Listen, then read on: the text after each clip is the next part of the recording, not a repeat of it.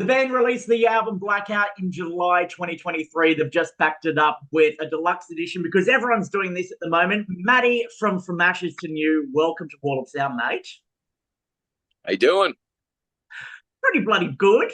Stoked to finally be having a chat to you. We've been covering you for a little bit now. And first of all, the progression of the band seems to be rising with each song, with each album that comes out. Do you reckon you found your signature sound and the direction you want to head in for the future? Yeah, I mean, we kind of got a little experimental there for a little bit from our first record until this record. But, we approached this one by asking ourselves what made the band what it was in the beginning and how can we evolve that in the way that still keeps that integrity, but also shows our growth. And that's where we're currently at. And we plan to just do more of that moving forward.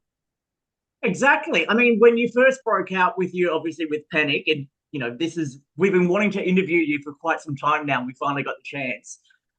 From Panic, you had those elements of the Linkin Park-esque new metal rap, metalcore kind of vibes. Heading into Blackout, I feel like you really found a tone and a feel to get the message out, especially with that single "Hate Me Too." Like, I remember when that first dropped, I could not stop singing that over and over again. I think you finally found the perfect melody and the song progression for that there.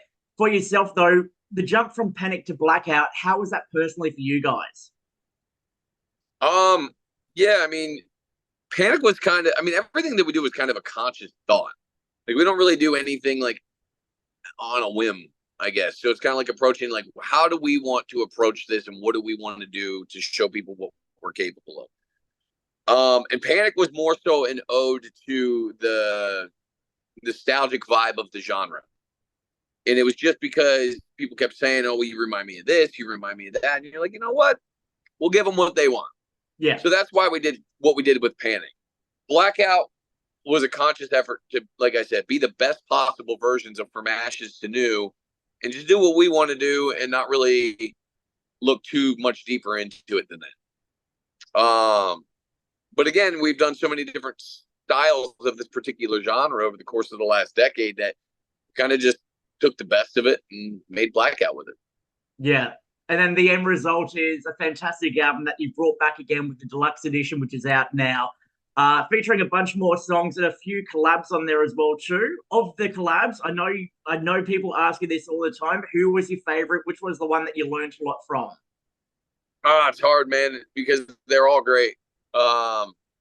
Barely Breathing's crushing at radio right now, and we knew we needed a good female feature on there, so Chrissy killed that. I've loved Aaron Pauley since he was in Jamie's Elsewhere, so being able to work with him was really, really, really cool.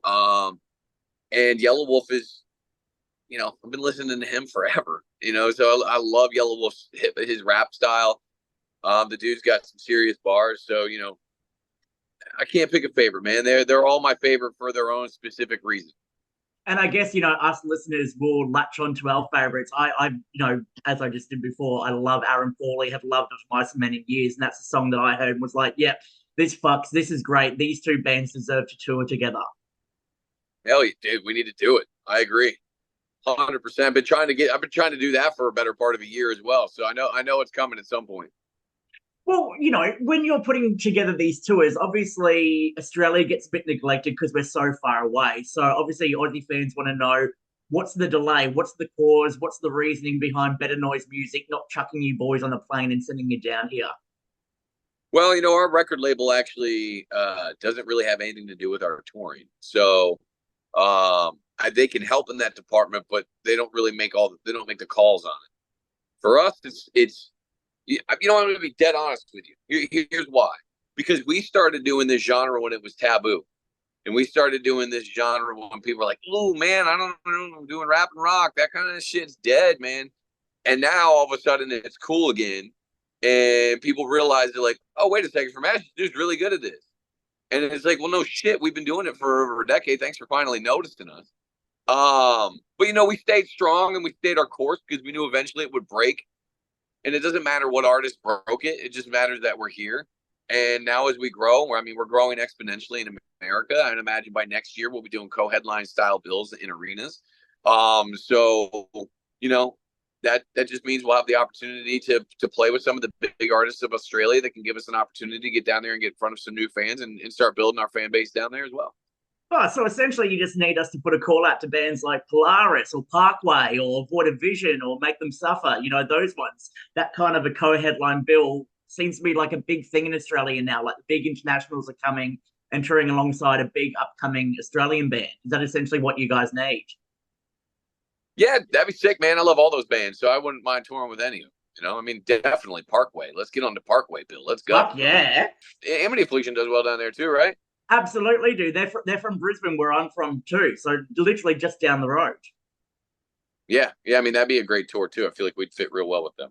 Absolutely. Now, going back to what you were saying before, the rap rock kind of taboo subject manner. I'm a kid of the 2000s, grew up with, you know, new metal and then eventually moved into rap and all that kind of stuff like that. So I've kind of had my finger in different pies there. I love what you're saying, how it's making a comeback and becoming less taboo again. But in saying that, though, because From Ashes to New have been doing this kind of style for years, it means you've got a plethora of back catalogue music that fans can listen to. I mean, obviously, fans might discover you through Blackout, but then they can actually go through the back catalogues and realize, oh, shit, you've been honing in on this style for years. And even though the earlier stuff might be a bit cringe to go back and listen to for yourself nowadays, you've still got the roots of where you've come from. Yeah, I mean, we still play a lot of those songs live, and there's still a lot of fan favorites.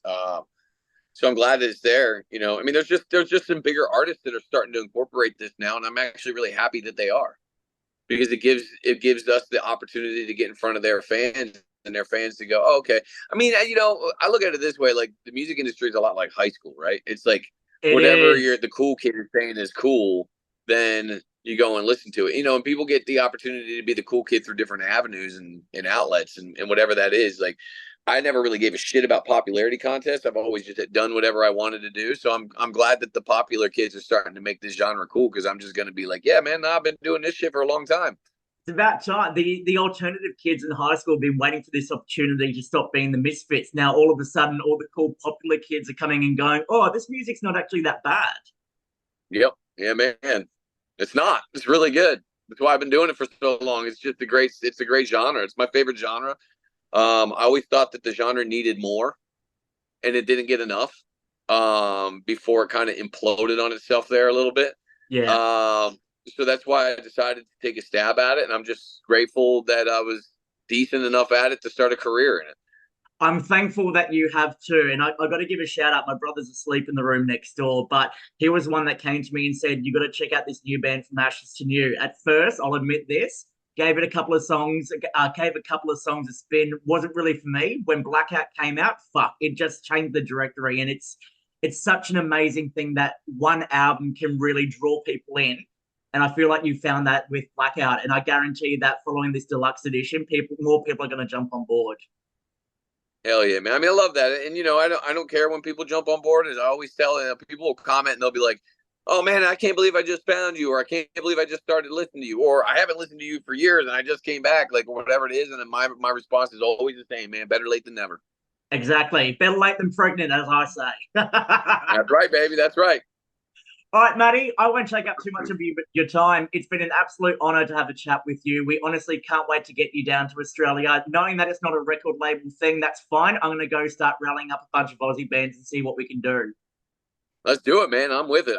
I can't wait. Top of my bucket list. Beautiful. Well, let's cross that up for you. Matt, absolute pleasure. Thanks for stopping by Wall of Sound.